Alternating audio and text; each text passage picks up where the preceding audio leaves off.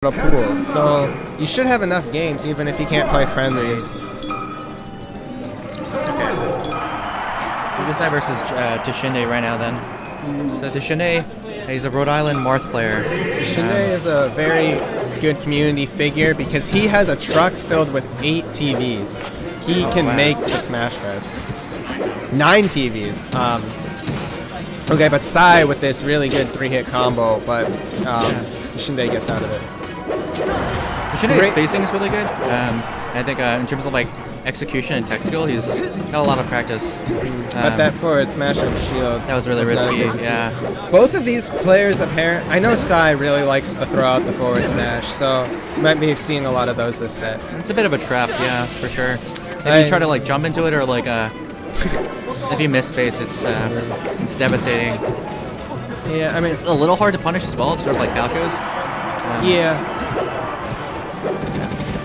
Okay, that was a good dare by. Oh, Sai tries to rest out a shield. Rip. Yeah, that was a good charge. Oh my goodness, and then the swag taunt, I like it. Yeah, Tichinde feeling himself. He's not going to let this pink marshmallow beat him. Something that Sai's really good at doing is he's good at encouraging people to attack into him, and like then throwing out aerials to hit where he was.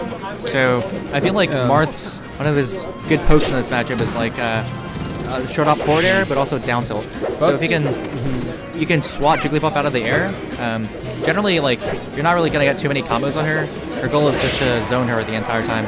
And once she's at a high enough percentage, you can do like FB into up tilt or some throw setups if you're feeling ambitious. Yeah. Well, there is actually a guaranteed throw setup on basically every DI in every situation. For forward throw, right? But most people don't learn them.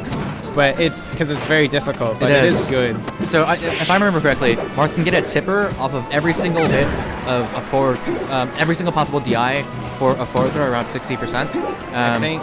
I'm not sure on the exact percent, so that sounds accurate. You can do you can wave dash or you can walk for certain spacings. You could do JC up smash for one tipper. You can do wave dash forward down smash for another DI. And you can also do pivot F smash to cover everything else. That is so between those 3 options, you actually get everything, which is pretty absurd. So Dudutsai has a decent lead right now. Tishinde's going to need to not get hit too much more if he wants to come back. That edge. I think he got hit out of his double jump though, so that's goodness. This is an interesting matchup because both characters really just want to wall each other out almost the whole time. And it's one of the few Jigglypuff matchups where you're fighting someone with longer range than you, which is interesting. Ooh! I did not think he had enough time to hit that. Good enough on that side. Yeah. Okay. You have to always be sharp with your DI against Jigglypuff. And if there's something like that, you really want to mash jump just so you don't get rested. Yeah.